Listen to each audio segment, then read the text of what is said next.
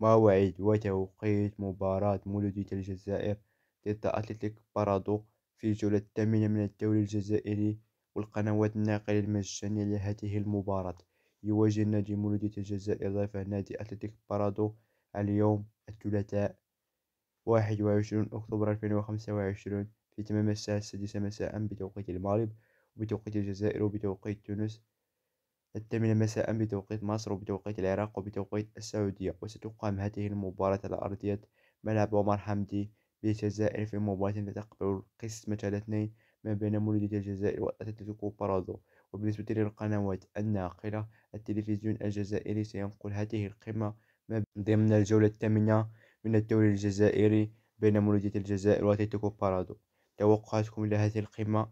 وتنسوا لايك الفيديو ومشاركة الفيديو والتعليق، وقولوا لي توقعاتكم من سيفوز في هذه القمة. والسلام عليكم ورحمة الله وبركاته.